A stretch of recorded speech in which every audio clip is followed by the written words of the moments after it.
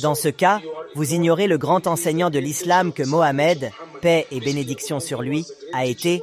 C'était un grand enseignant. Il a été celui qui a reçu le message de Dieu, le Dieu unique, et il l'a transmis aux gens, donc je le considère comme mon leader. Mais vous oubliez la chose la plus importante. D'accord, dites-la moi donc dans ce cas. Le prophète Mohammed n'a jamais prononcé les hadiths. Il n'a rien à voir avec ces récits. Parce que dites-moi, le Coran est sorti de la bouche de Mohammed. Comment nous est-il venu alors? Est-ce que le Coran est sorti de la bouche du prophète Ne Mohammed? me le demandez pas, car c'est moi qui vous le demande.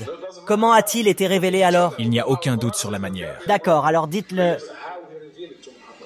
Le Coran affirme que l'ange Gabriel l'apporta à Mohammed et qu'il l'a révélé à travers sa bouche. La bouche de qui? La bouche de Mohammed, bien sûr. Oui, donc de la bouche de Mohammed. Par conséquent, si vous suivez Mohammed, vous suivez le Coran, car il vient de la bouche de Mohammed. Si j'étais incapable de lire l'arabe, comment comprendre le niveau de la langue sublime que véhicule le miraculeux Coran? Et j'aimerais savoir qui pourrait l'enseigner et me montrer le droit chemin mieux que celui qui l'a révélé venant de Dieu. Mohammed, paix et bénédiction sur lui, voilà pourquoi Mohammed apporta les hadiths. Dites-vous que Mohammed est celui qui enseigne le Coran? Il est celui qui doit interpréter le Coran aux musulmans. C'est faux. Il lui a été interdit de l'interpréter. Vraiment? Car il est écrit dans le Coran en sourate 75 verset 19. Puis c'est nous qui l'expliquons. De plus, il est écrit: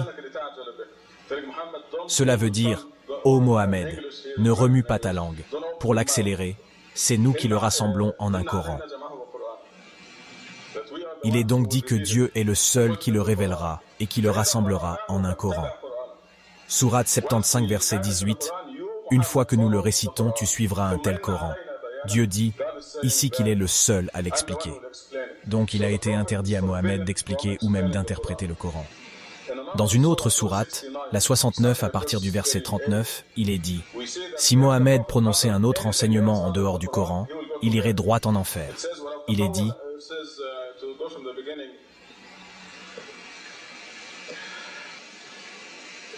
voilà, je m'en souviens. Sourate 69, verset 38. Je jure par ce que vous voyez. Voilà l'affirmation la plus ferme de tout le Coran. Je jure par tout ce que vous voyez et tout ce que vous ne voyez pas. Il ne jure pas seulement par le soleil, la lune, le temps. Il jure par tout ce que contient l'univers, de visible ou pas. Sourate 69, verset 40. Ceci est la parole d'un honorable messager. Sourate 69, verset 41. Pas la parole d'un poète, rarement vous croyez. Sourate 69, verset 42. Pas la parole d'un devin, rarement vous prenez considération. Vous qui parlez égyptien, si vous préférez, on pourrait dire Bakash. Bakash?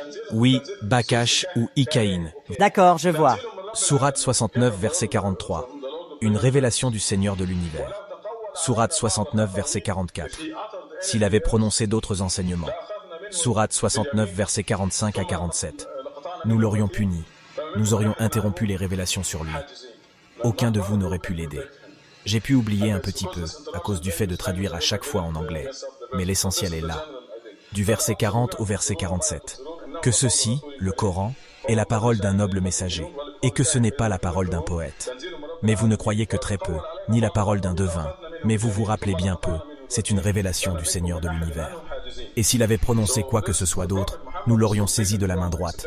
Ensuite, nous lui aurions tranché la horte. Et nul d'entre vous n'aurait pu lui servir de rempart.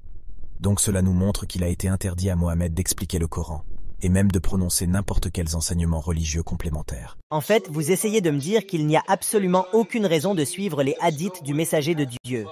Quelle que soit la raison, nous avons le Coran, et nous devons rester attachés à lui, c'est ce que vous avez dites. encore oublié le plus important. Les hadiths ne sont pas les paroles du messager de Dieu. Ce sont des paroles que les gens ont attribuées faussement au messager de Dieu. Car le prophète Mohammed n'aurait jamais désobéi à Dieu. Et lui a dit: tu as le Coran et rien d'autre. En sourate 6, verset 19, il est dit, le témoignage de qui est le plus grand? Dit, de Dieu.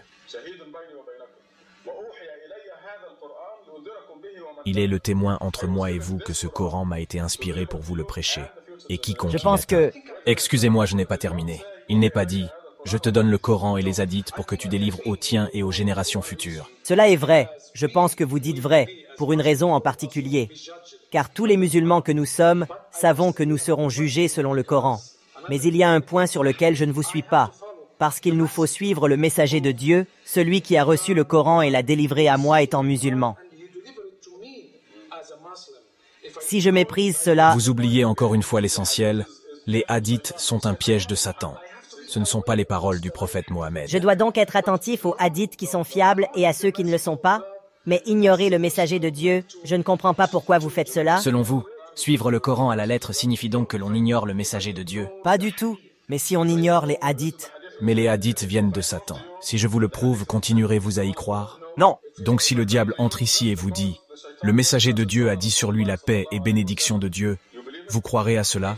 Si Satan entre par cette porte avec un turban sur la tête et qu'il vous dit « Le messager de Dieu a dit sur lui la paix et bénédiction de Dieu », donc vous le croyez? Les hadiths ont été relégués par l'un des plus grands érudits religieux de l'islam.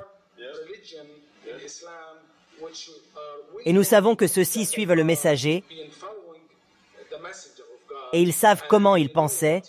Ils ont été témoins oculaires du messager. Et prenons leurs enseignements car ils étaient les témoins de la vie de Mohammed. Aucun d'entre eux n'a été témoin du vivant du messager de Dieu. Le premier hadith fut enregistré 250 ans après la mort du prophète Mohammed. Après 8 générations donc. Donc de la mort de Mohammed jusqu'à 250 années plus tard, il n'y avait pas de hadith? Oui, c'est exact. Je vois. Il faut savoir qu'à cette époque, les gens inventaient couramment des hadiths.